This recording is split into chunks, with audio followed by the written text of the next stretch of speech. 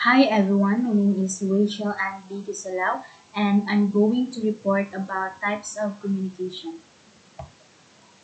So, types of communication according to mode. The number one is verbal or oral communication. It uses spoken words to communicate a message. When most people think of verbal communication, they think of speaking. But listening is an equally important skill for this type of communication to be successful. Verbal communication is applicable to a wide range of situations, ranging from informal office discussions to public speeches made to thousands of people. So here are the example of verbal and or oral communication. Number two is the nonverbal communication. It is the counterpart of verbal communication. It includes other forms of transmission not represented by words, symbols like paralanguage, body language, object language, tactile or touch communication, time and space. So here are the example of nonverbal communication like the sign language and the different emotions. Another is the visual communication. On the other hand, it is the type of communication that uses visuals to convey information and or messages. Some examples are signs, symbols, imagery, maps, graphs, diagrams, pictographs, photos, drawings, illustrations, and even various forms of electronic communications. Some examples of electronic communication symbols or image are emojis, emoticons, and animations, among others, to convey the writer's emotion or clarify the intent of the message sender. So here are the example of visual communication. So here is the emoticons and the sign symbols.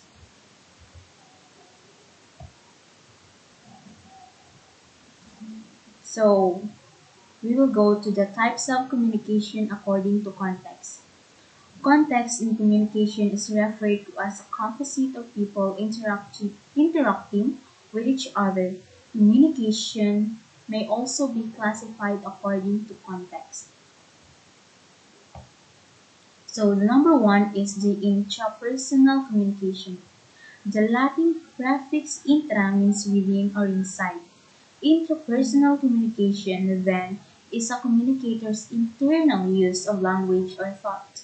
It can be useful of envision interpersonal communication occurring in the mind of the individual model, which contains a sender, receiver, feedback loop. Some label as self or inner talk, inner dialogue. So let's go to the interpersonal communication. As opposed to intra, the Latin inter means between, among, and together. Interpersonal communication is the process which people exchange information, feelings, and meaning through the verbal or non-verbal messages. It is face-to-face communication. An interactive exchange takes place as interpersonal communication takes place. So, as it occurs, a transaction does not necessarily take place since it can be a simple interaction such as greetings, getting to know a person, or ordinary conversations that happen between or among the interactants. This may occur in dyads or small groups, also known as communication. However, if the object is to achieve something at the end of the conversation, it becomes transactional, like these two pictures.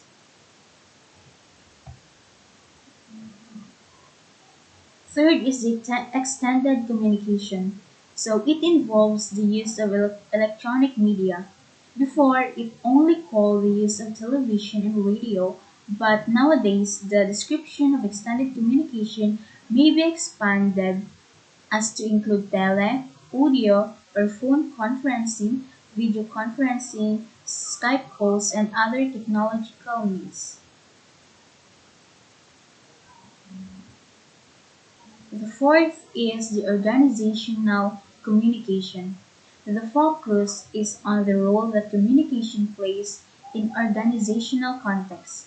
Organization comprise individuals who work for the company. For an organization to be successful, a system of communication should be put in place. A set of rules or standard or communication protocol should be made clear so that the interaction patterns are established.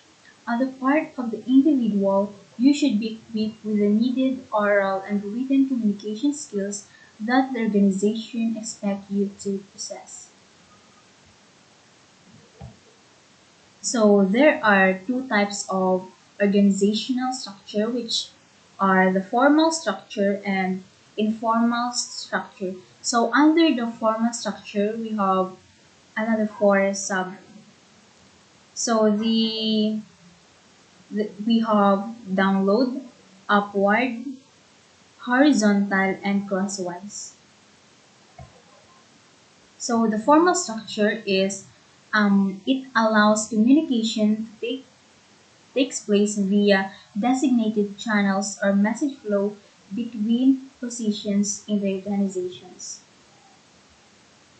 So approaches on formal organization communication. Number one is the download communication.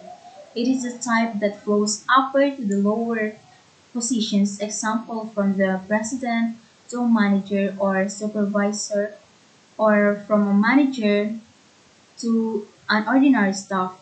The flow of communication is top-down or from a supervisor to a subordinate, usually asking certain individuals to do a certain task, like to a president down to the manager. So the second is the upward communication. On the other hand, it's bottom up in which subordinates send communication to their supervisors or bosses, bearing their view or feedback on organizational policies, issues rather related to their jobs and the like. So the horizontal communication is lateral approach as it takes place among people belonging to the same level but coming from different departments or units to facilitate performance of tasks through proper coordination.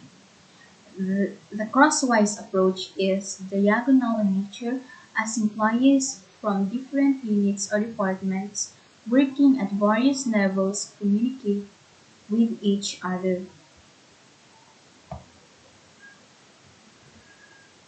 So the informal structure, on the other hand, comes from unofficial channels of message flow, also known as grapevine. Messages coming from the different levels of organizations are transmitted. So the fifth is intercultural communication. It is a communication between or having different linguistic, religious, ethnic, social, and professional backgrounds. Even gender difference affect communication. Individuals having different orientations communicate and interpret messages differently. This happens with nonverbal communication. So let's go to the types of communication according to purpose and style.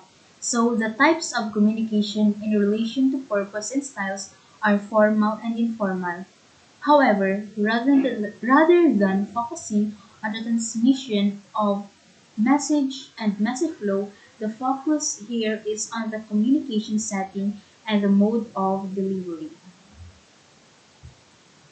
So, in formal communication, it employs formal language delivered orally or in written form.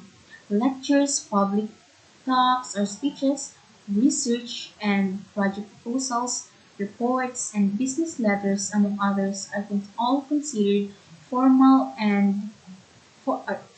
situations and writings.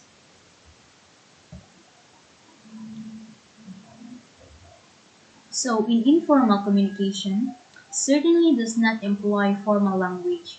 It involves personal or ordinary conversations with friends, families, or acquaintances about anything under the sun.